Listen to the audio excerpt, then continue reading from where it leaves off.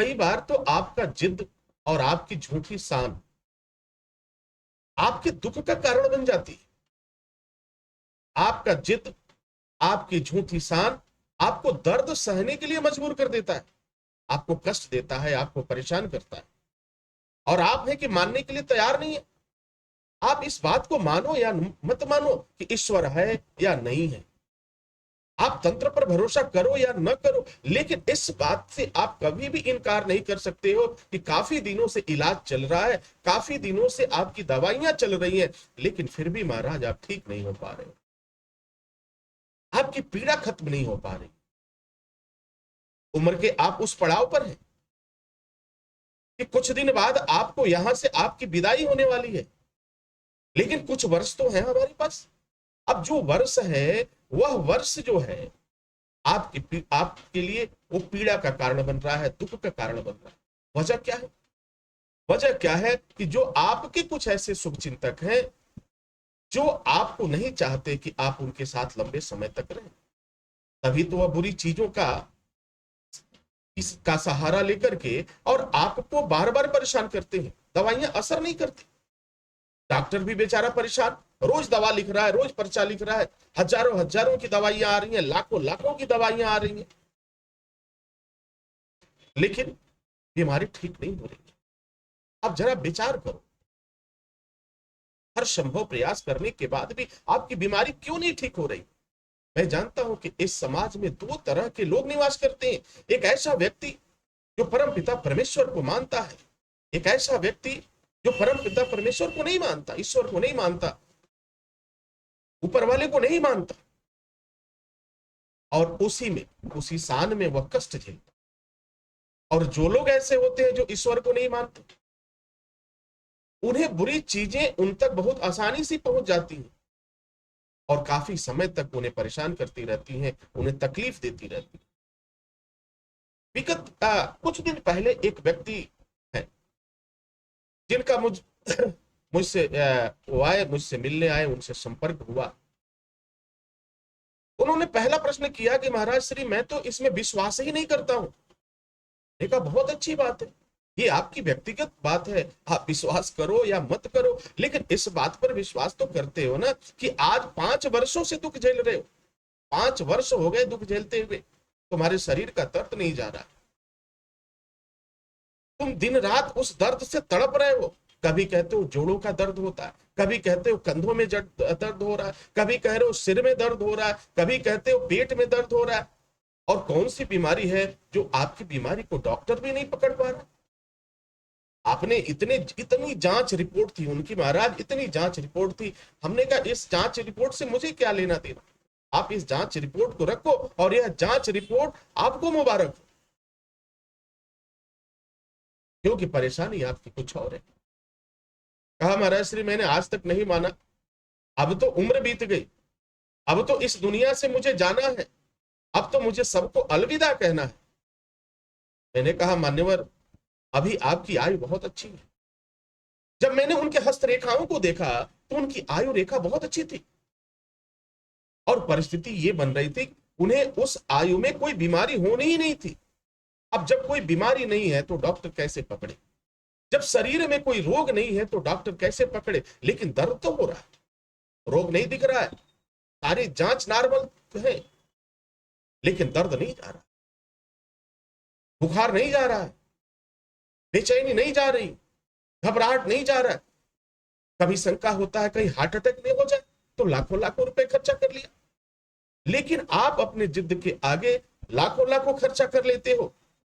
लेकिन अगर जहां 10-20 हजार रुपए खर्च करने की बात आती है, उस परम पिता परमेश्वर की बात आती है कि उस पे भरोसा करके अपने लिए ही कुछ सामग्री की व्यवस्था करके कुछ तो करवा लो, ये मान के करो चलो ठीक हो जाएगा तो बहुत अच्छी बात है, नहीं होगा तो जैसे ये गया थोड़ी सी इलाज में और जा समझ लेना कि एक इलाज में मेरा पैसा चला गया। एक इलाज सजीव व्यक्ति, ऐसा व्यक्ति जिससे तुम बातचीत करते हो, वह करता है, और एक व्यक्ति वो मेरा परम पिता परमेश्वर करता है, जो दिखाई तो नहीं देता है, लेकिन उसका हर पल एहसास कराता है कि नहीं मैं हूं।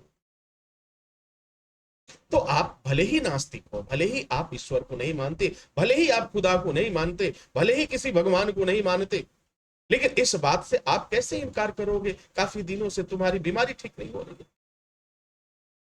उन्होंने कहा कि महाराज श्री क्या इस बात की क्या गारंटी है। हमने कहा चलो ठीक है, आज तक आपने इलाज किया, अब एक बार मेरी बात सुन करके एक इलाज मुझसे करवा लो। और उस इलाज में मैं तो ना तो मैं आपको दवा देने वाला हूं, न तो आपकी कोई जांच कराऊंगा, लेकिन मैं जो देख रहा हूं आपके चेहरे की भाव भंगिमाएं और आपके साथ जो कुछ चीजें लगी हुई हैं, उस चीज को मैं देख पा रहा हूं, वो आप नहीं देख पा रहे। हाँ, मैं उसी को हटाने की कोशिश करूंगा, और जिस दिन हट जाएगा उस दिन फिर अब मुझे आप बताना कि क्या वास्तव में परम पिता परमेश्वर है या नहीं है। उन सज्जन ने कहा कि महाराज श्री कितने दिन का समय लगेगा। ने कहा कम से कम अब 7 दिन और दर्द इंतजार करो, और राम जी की कृपा होगी, हनुमान जी महाराज गुरुदेव भगवान की अगर कृपा हुई तो फिर यह दर्द हमेशा हमेशा के लिए समाप्त हो जाएगा। फिर आपको तड़पने की जरूरत नहीं पड़ेगी, आपको परेशान होने की जरूरत नहीं पड़ेगी, आपका बाकी जीवन आनंद से बीतेगा। अब मरता क्या न करता, ईश्वर को तो मानते नहीं हो, क्योंकि तर्क होता है दिखाओ ना भगवान को। भाई मैंने तो नहीं देखा, लेकिन मैंने हर पल उसे एहसास किया, क्योंकि मेरी जो श्वासा की डोरी चल रही है इसमें परम पिता परमेश्वर ही तो है। तो हर पल मुझे एहसास होता है मैं जीवित हूं तो उसकी कृपा पर हूं। 1 सप्ताह का समय लगा, उनके लिए जो भी प्रयोग था वो किया गया, उपाय किया गया। 1 सप्ताह बाद जैसे ही वह चीज उन्होंने धारण किया, उसके संपर्क में आए, महाराज आज तक उन्हें एक टैबलेट खाने की जरूरत नहीं पड़ी, आज तक एक टैबलेट खाने की जरूरत नहीं पड़ी। और जब अंतिम समय आ रहा है उनका, उस समय अब सबसे ज्यादा ईश्वर का प्रचार तो वही कर रहे हैं, सबसे ज्यादा करते हैं। अब वो कहते हैं, उनका तर्क ये होता है, पहले कहते थे कि ईश्वर नहीं है क्योंकि मैंने देखा नहीं है, अब वो कहते हैं ईश्वर है भले ही मैंने देखा नहीं है। आज वर्षों से मैं दवा खा रहा था, वर्षों से मैं परेशान था, दर्द झेल रहा था, कोई डॉक्टर को मैंने नहीं छोड़ा, कोई बड़ा बड़ा मेडिकल कॉलेज नहीं छोड़ा, हर जांच को करवाया, फुल बॉडी चेकअप कराया, फिर भी नहीं सही हुआ। लेकिन आज देखो ना, हमने चंद पैसे केवल अपने ऊपर ही खर्चा किया, किसी की डॉक्टर को फीस भी नहीं दिया, और आज मैं ठीक हूं। तो मैं इसे मानता हूं कि अगर ये चमत्कार हुआ है तो राम जी की वजह से हुआ है, अगर ये चमत्कार हुआ है तो हनुमान जी की वजह से हुआ है, अगर ये चमत्कार हुआ है। अंत में उस सज्जन ने मुझसे पूछा कि महाराज से वास्तव में हुआ क्या। हमने कहा इस बात को छोड़ दो, अरे जिसकी जो चीज थी, जिसने कराया था, उसके पास मैंने वापस भेज दिया, और उसके वापस जाकर के अब घर परिवार में ही तुम नजर दौड़ाना, कोई ना कोई व्यक्ति जितना दर्द तुम झेलते थे उतना देर दर्द अब वो भी झेलेंगे। जब उन्होंने नजर दौड़ाया तो देखा, अरे ये तो मेरा सबसे अपना है, ये सबसे सगा है, एक ऐसा सगा जिसने किसी को नहीं छोड़ा। अब वो विचार करने लगे, दोबारा पूछा कंफर्म करने, क्या महाराज श्री यही है। मैंने वहां उस बात को हटाया, हमने कहा कोई भी हो उससे क्या फर्क पड़ता है, आप स्वस्थ हैं ना। हाँ जी महाराज श्री, हमें अब दवा खाने की जरूरत नहीं है, सुबह उठता हूँ, रोज खेत जाता हूँ और योगा करता हूँ, बड़े आनंद से भजन कीर्तन अब कर रहा हूँ। मैं मंदिर नहीं जाता था, लेकिन अब शाम सुबह जरूर जाता हूँ, मंदिर जाकर बैठता हूँ, मुझे आनंद आता है।